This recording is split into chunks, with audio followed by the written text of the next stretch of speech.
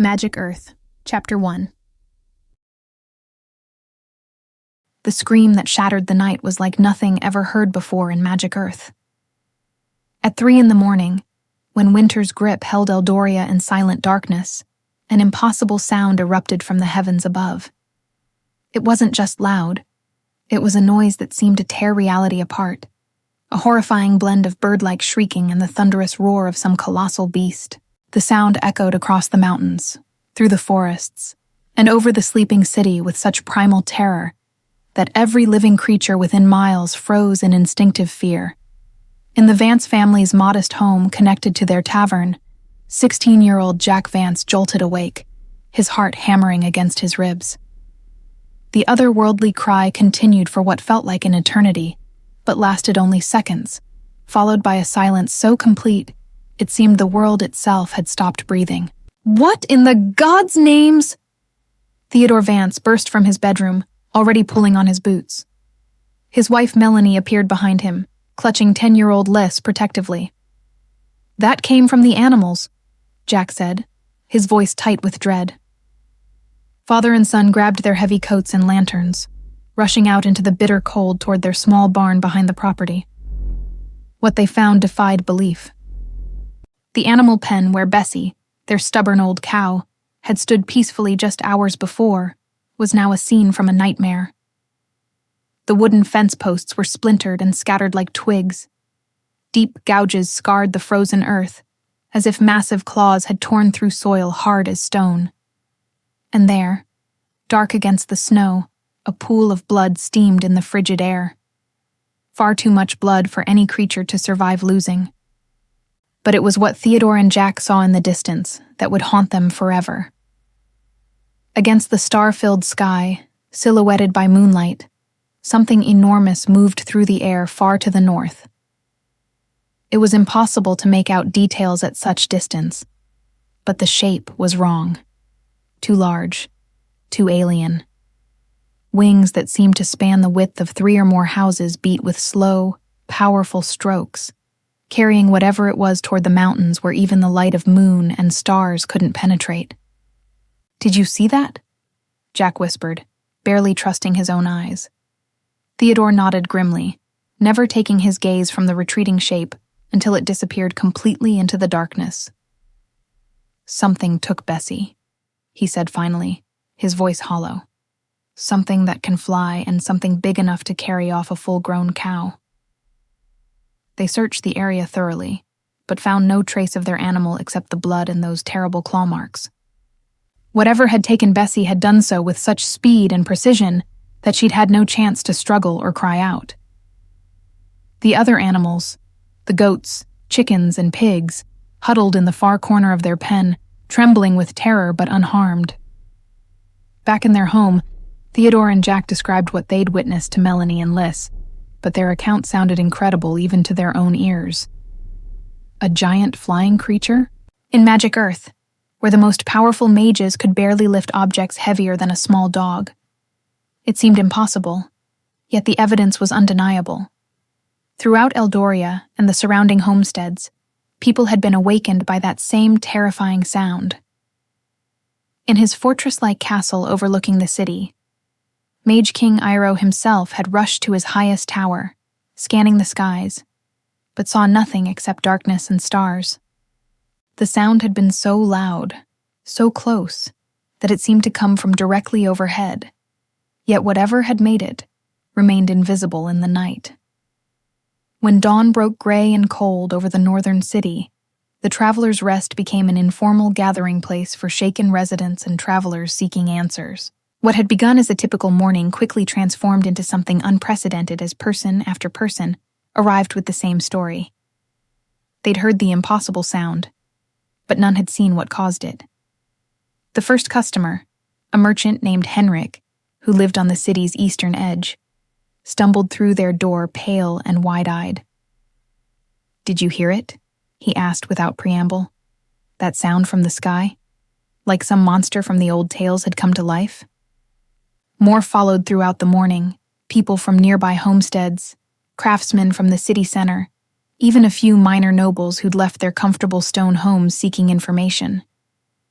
All described the same terrifying experience, being jerked from sleep by a sound unlike anything in their experience, followed by an eerie silence that had left them afraid to venture outside until daylight.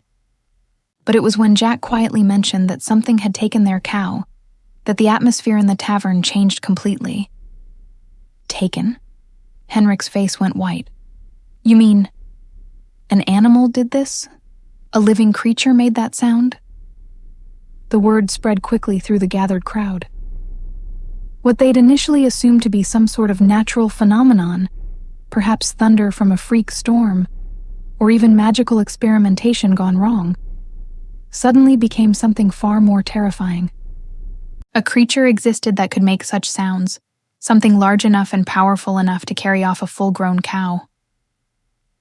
Nothing like this has ever happened before, whispered Martha, a midwife who'd lived in the region for over 60 years. In all my days, through wars and magical disasters, I've never heard tell of such a thing. The fear was palpable now. People huddled closer together, speaking in hushed tones about what kind of monster could have done such a thing. Some whispered about demons from ancient legends, others about magical experiments that had created unnatural creatures. A few mentioned the old stories about dragons, though such beasts had been considered pure myth for centuries. "Where did it go?" asked a young soldier on leave from the castle guard. "Did anyone else see anything?" Theodore exchanged glances with Jack before answering carefully. "We saw something moving north, toward the high mountains, but it was too dark to make out details."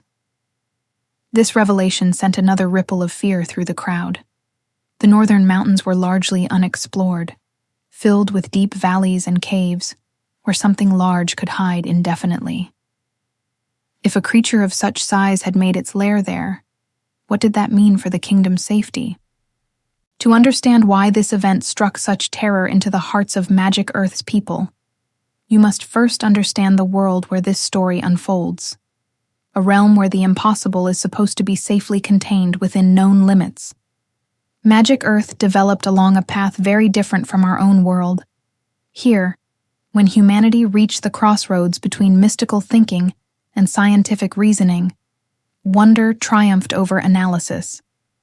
Instead of developing technology and industry, human civilization grew around the understanding and cultivation of magical forces that flow through all living things.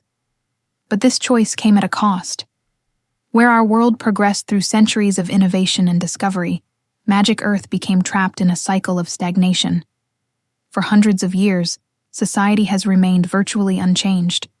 The same tools, the same methods, the same limitations. The reliance on weak magic has prevented the development of the sciences and technologies that might have improved daily life. Cities look much the same as they did centuries ago, with cobblestone streets, wooden houses for common folk, and stone dwellings for the more fortunate. Grand palaces are rare and austere. Even the more fortunate favor sturdy stone houses and fortresses built for function rather than display. The Mage Kings maintain imposing strongholds, but they are practical bastions, not glittering courts. This stagnation has created a society frozen in time, resembling what our world might call the medieval period, but with the added burden of magical dependency that prevents progress. People still rely on candles for light, wood fires for heat, and horse-drawn carts for transportation. They grow their own food not from choice, but from necessity, keeping small plots and livestock for personal consumption, and selling any surplus at local markets. But this is not a world of powerful wizards hurling lightning bolts or reshaping landscapes with gestures. The magic of Magic Earth is precious, precisely because it is weak, unreliable, and frustratingly limited. Most people live their entire lives without successfully performing even the smallest magical feat. They cannot light fires with their minds, cannot heal injuries with a touch, cannot so much as make a feather float through willpower alone. Those fortunate few who do possess magical gifts find their abilities modest and inconsistent. A person blessed with telekinesis might, with enormous concentration and perfect conditions, cause a coin to spin in the air for 15 or 20 seconds before exhaustion sets in. Someone with transformation magic might shift a flower's color from red to blue, purely a visual alteration, but the effect will fade within about 15 seconds and cannot be repeated immediately. Mental magic, the rarest and most feared of all abilities, allows its practitioners to catch fragments of surface thoughts or plant simple suggestions in weak minds, but only briefly and with great effort. Even the three mage kings who rule the great kingdoms possess merely enhanced versions of these limited gifts, their magic lasting minutes rather than seconds, but remaining bound by the same fundamental constraints. This system of weak, inconsistent magic has created a stable society where supernatural abilities provide minor advantages, but cannot overwhelm conventional skills and social structures. A baker with slight temperature control might maintain better ovens. A merchant with basic mental abilities might be better at negotiations, but none could use their gifts to dominate others or reshape the world. Until now, this balance has kept Magic Earth peaceful and predictable.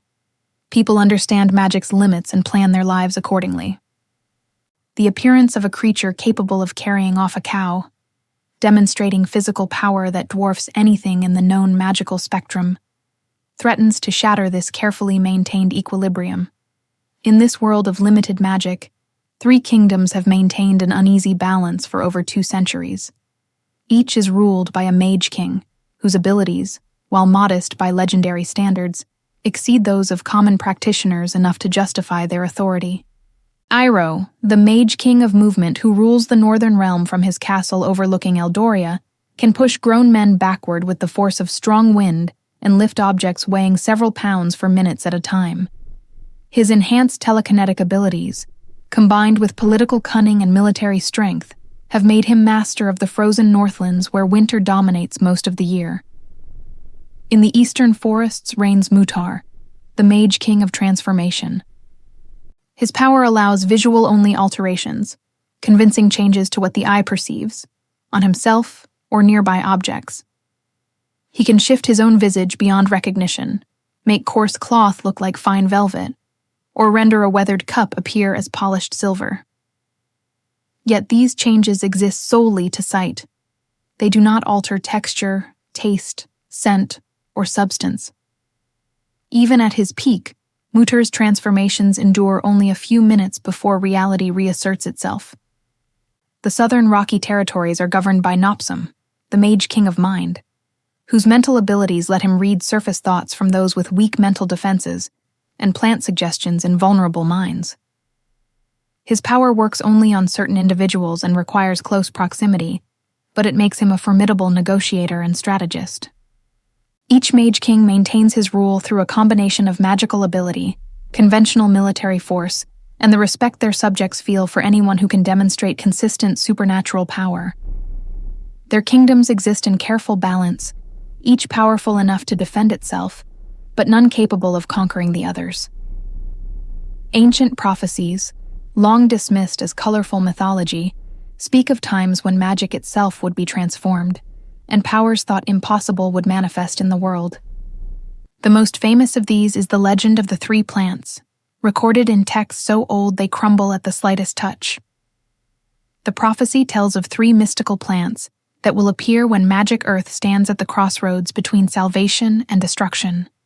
Unlike the limited magic of the present day, these plants offer absolute power in their respective domains.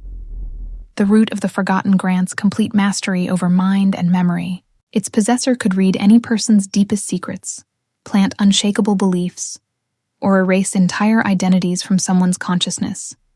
They could make enemies forget their grievances, convince anyone of any lie, or reshape entire populations' understanding of reality. The variable leaf provides total control over physical form and substance. Its user could become anyone or anything, alter the properties of objects at will, or transform living beings against their volition. Stone could become soft as clay, water could turn solid as rock, and humans could be changed into animals or simply rendered helpless by having their bodies reshaped.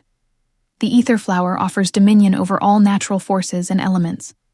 Where current mages struggle to move small objects, the flower's wielder could summon hurricanes, cause earthquakes, redirect rivers, or call down lightning with perfect precision. They could heal blighted lands, cause crops to grow instantly, or bring devastating destruction to entire kingdoms. The prophecy's most crucial and terrifying element states that these three plants will eventually appear, though not necessarily at the same time, and one individual will eventually seek to gather them all. When the powers of mind, form, and elemental force unite in a single person, they will transcend every limitation that currently binds magic. This individual will become Elyon, the supreme mage, a being whose power will be constrained only by imagination and will. They could reshape not just objects or minds, but reality itself. They might bring about an age of peace and prosperity beyond anything Magic Earth has ever known. Or they could plunge the world into darkness more complete than any nightmare. The prophecy offers no guidance about whether Elyon will prove to be savior or destroyer. It simply warns that when the three powers unite, Magic Earth will be forever changed, either elevated to heights of wonder previously unimaginable, or consumed in magical fires that leave nothing but ash and memory. For centuries, these prophecies have been treated as entertaining stories rather than serious predictions. In a world where even mage kings possess only modest abilities, the idea of anyone wielding such tremendous power seems purely fantastical. But the appearance of a creature capable of feats that dwarf any known magical ability suggests that the impossible may be stirring to life.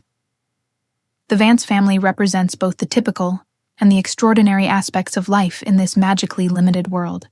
In most respects, they are ordinary working people who rise early, work hard, worry about money, and find joy in simple pleasures and family bonds. Yet in one crucial aspect, they are almost unprecedented. 3 of the 4 family members possess some degree of magical ability. To understand how remarkable this is, consider that most families in Magic Earth include no magical practitioners at all. Having even one family member with supernatural gifts is considered fortunate. Having 2 is rare enough to be noteworthy. Having 3 borders on the legendary. Theodore Vance, the family patriarch, embodies the frustrations that most minor magical practitioners experience daily. His telekinetic abilities sound impressive until you observe their limitations. On good days, when he's rested and emotionally calm, Theodore can move objects weighing several pounds or cause tools to float to his hands from across a room. However, his magic is maddeningly unreliable. Stress, fatigue, or even changes in weather can make his abilities completely unresponsive.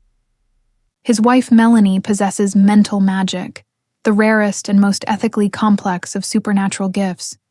She can occasionally catch fragments of others' thoughts or emotions, especially when people are experiencing strong feelings. But like her husband's abilities, hers work sporadically and unpredictably. She might go weeks without successfully reading so much as a surface emotion, then suddenly find herself overwhelmed by mental impressions from everyone around her.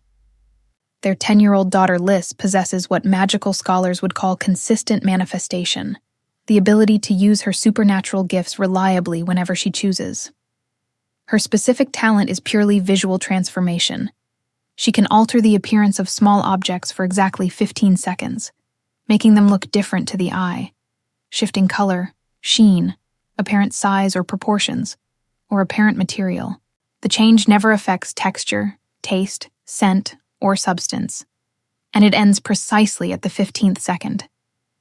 Then there's Jack Vance, age 16, who is deprived, completely lacking any trace of magical ability. In a family where 3 members can perform supernatural feats, Jack cannot so much as make a leaf tremble through willpower. Yet his family has never treated him as inferior. His parents consistently emphasize that character, compassion, and persistence matter more than supernatural gifts. The Vance family operates the Traveler's Rest, a tavern located on the outskirts of Eldoria, where stone houses of the more fortunate give way to the wooden homes of working families. Their establishment has earned a reputation that extends far beyond the city's borders, built on the foundation of exceptional hospitality rather than magical enhancement.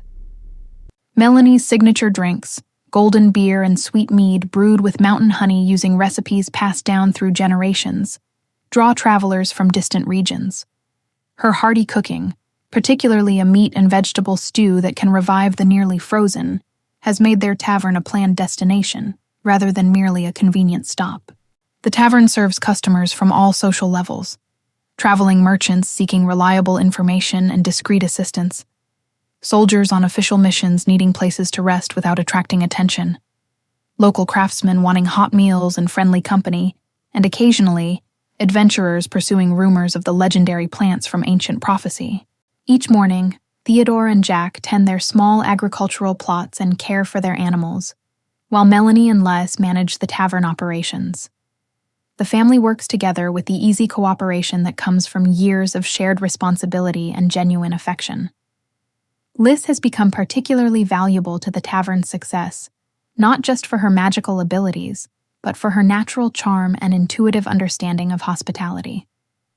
During busy evenings, she performs small magical shows, purely visual transformations for exactly 15 seconds while customers watch in wonder.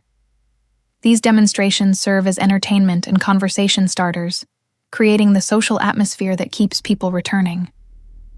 Jack, despite lacking magical abilities, has found his own ways to contribute significantly. He's become exceptionally skilled at repairing equipment using conventional tools, developed an impressive memory for customers' faces and preferences, and possesses natural intuition for detecting potential troublemakers. His success in these areas proves that value isn't necessarily tied to supernatural gifts. The family's evening tradition involves gathering around their stone fireplace after the tavern closes. Theodore tells stories from his younger adventures. Melanie teaches traditional songs, and Liz shares her daily discoveries. These moments help Jack feel included and valued, despite being the only non-magical family member. When customers depart, Melanie always offers the traditional blessing of Magic Earth. May magic light your path. This phrase, common throughout their world, has taken on special meaning at the Traveler's Rest, representing their philosophy that magic is one of many forces that can provide guidance and wonder, but not the most important aspect of human worth. Now, as word spread through the tavern about the giant creature that had taken Bessie, the comfortable predictability of their world seemed to be crumbling. People who had spent their entire lives understanding magic's limitations suddenly faced evidence of power that dwarfed anything in their experience. The conversations grew increasingly agitated as the morning progressed. Some customers spoke of leaving the region entirely, convinced that whatever had taken the cow might return for larger prey. Others demanded that Mage King Iroh take action, though none could say what form such action should take. If creatures like this exist, muttered Henrik the merchant, what else might be out there? What other legends might be stirring to life? It was a question that chilled everyone present, because in a world where magic was supposed to be weak and predictable, the appearance of the impossible suggested that everything they thought they knew might be wrong. Jack found himself at the center of these discussions, since he and his father were the only ones who had actually seen the creature. His description of the enormous flying shape was repeated and embellished with each telling, growing more terrifying as it spread from person to person. Yet even as fear gripped the community, Jack felt something else stirring within him. A strange sense of anticipation, as if these events were connected to some larger purpose he couldn't yet understand. His lack of magical abilities, which had always seemed like a limitation, suddenly felt like it might be important in ways he'd never considered.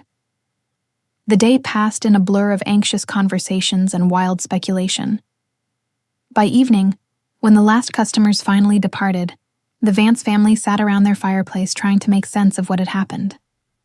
The loss of Bessie was a serious blow to their livelihood, but the implications of her disappearance seemed far more significant than simple economic hardship. Nothing like this has ever happened before, Theodore said finally. In all the stories, all the histories, I've never heard of creatures that could do what we saw today. Maybe the old prophecies aren't just stories after all, Melanie suggested quietly. Maybe something is changing in the world, something that makes the impossible possible. They sat in contemplative silence, watching the flames dance in their fireplace, each lost in their own thoughts about what the future might bring. None of them yet understood that they stood at the beginning of events that would reshape not just their own lives, but the entire course of Magic Earth's history. The ancient forces were stirring. The legendary powers were beginning to manifest. And Jack Vance, the deprived boy who seemed to possess no special abilities, was about to discover that his greatest strength lay in the very thing that appeared to make him powerless. But first, the summons would come. Dawn the following day brought a sharp knock on the tavern door that cut through the morning quiet like a blade. Theodore opened it to find a royal messenger in Mage King Arrow's blue and silver livery, his face stern beneath his official helm. Theodore Vance and his son Jack are commanded to present themselves at the royal castle immediately, the messenger announced in formal tones. His Majesty requires their testimony regarding the events of yesterday morning. They are to come at once and bring nothing but themselves. The words hit the family like physical blows. A royal summons was not a request. It was an absolute command that could not be refused or delayed. Whatever Mage King Iroh had learned about the creature that took Bessie, he wanted to hear it directly from the only witnesses who had seen it. Jack felt his stomach drop as the full implication struck him. He and his father weren't just being asked to describe what they'd observed. They were being called before one of the most powerful individuals in Magic Earth to account for their involvement in an unprecedented event. As they prepared to leave for the castle, none of them could have imagined that this summons would be the first step in a journey that would lead Jack from his simple life as a deprived tavern worker to the center of the greatest magical upheaval their world had ever known.